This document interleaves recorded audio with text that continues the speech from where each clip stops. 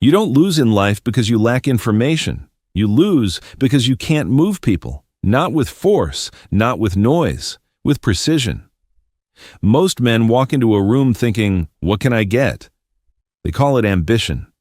It's usually hunger and cheap clothing, and people can smell it. The enemy is self-absorption, the reflex to perform, the need to be seen as smart, important, ahead. That reflex makes you talk too much, listen too little, and push too hard.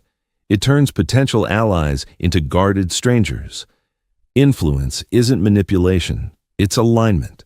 It's understanding what people protect, what they crave, what they fear losing, and then speaking to that reality with calm control.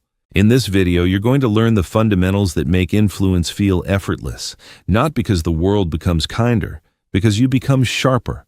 We'll start with the first lever, genuine interest. Then we'll move through the small signals that open doors, names, warmth, attention. Then we'll cover persuasion without conflict, how to disagree without triggering war. And we'll end with the highest form of influence, giving someone ownership without losing your objective. This is not about becoming nice. This is about becoming effective. Welcome back, y'all. I appreciate you for continuing to tune in to the videos. Make sure you hit that like for the algorithm, subscribe to the channel, and comment below. All right, let's get into it.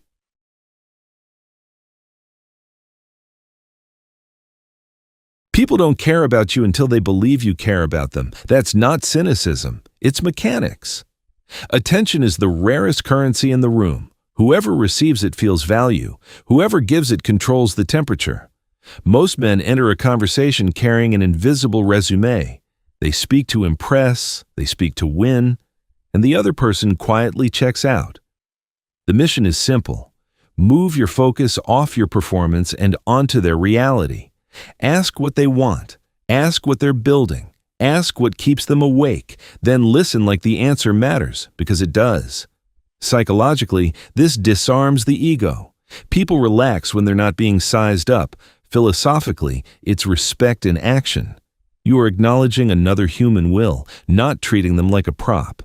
Strategically, it gives you intelligence. You can't influence what you refuse to understand. Picture a locked door with a guard inside. You can knock all day with your credentials, or you can learn what the guard is protecting and offer a reason to open. Standard. Enter conversations to collect truth, not applause. Ask 2 clean questions before you offer 1 opinion. If you can't name what they care about, you haven't earned the right to persuade them. And once attention lands, you move to the next lever. Identity. A person's name is not a sound, it's a signal. I see you. Most people forget names because they were never paying attention in the first place. They were waiting for their turn to speak, waiting for a chance to steer the spotlight back onto themselves. Remembering a name and using it naturally does something subtle. It lowers the other person's guard. It creates familiarity without fake intimacy. It tells them they're not interchangeable. This isn't a trick. It's accuracy. In a world where people feel anonymous, specificity feels like respect. Strategically, names help you navigate rooms and hierarchies. People talk. People remember how you made them feel, and when you remember them, you become difficult to ignore. Imagine a crowded casino floor. Lights, noise, movement. A dealer looks up and says your name like you belong there. Suddenly, the place changes. Not because the building changed, because your status inside it did. Standard. Repeat the name once early. Use it once later. Don't overuse it like a salesman. Attach it to something real.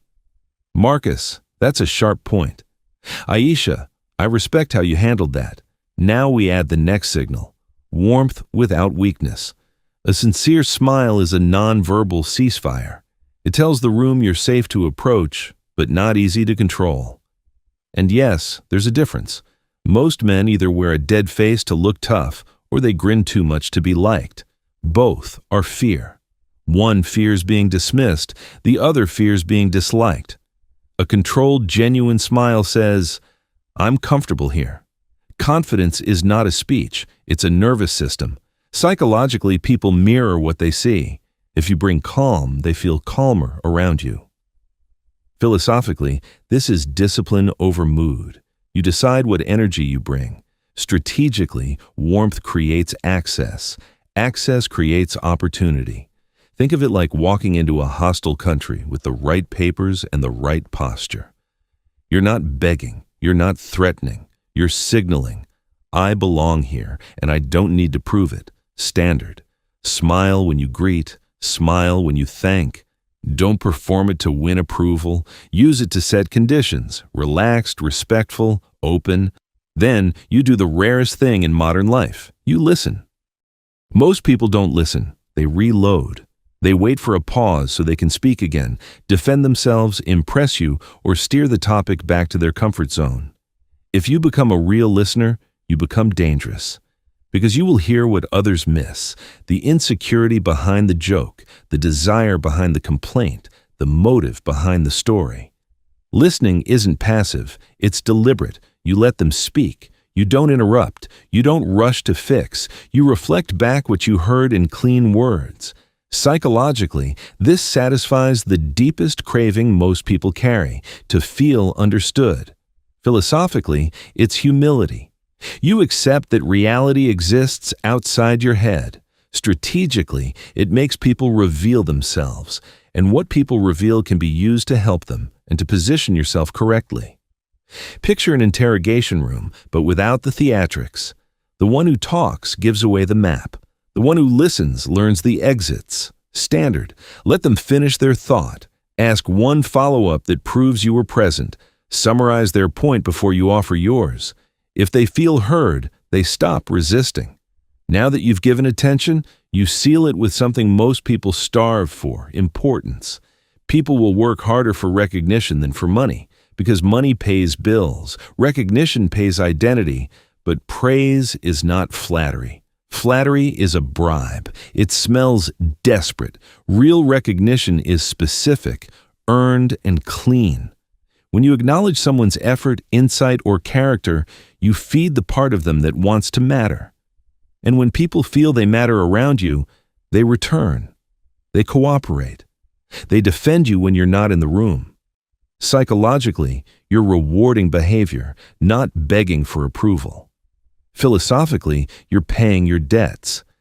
If someone contributes, you name it.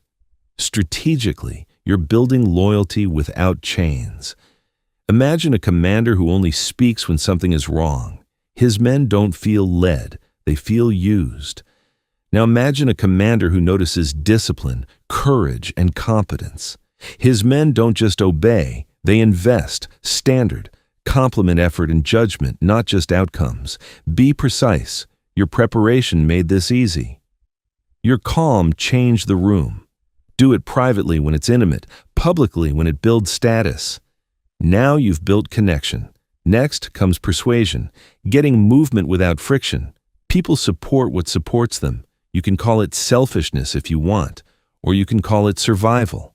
Either way, it's true. When you present an idea, don't start with what you want.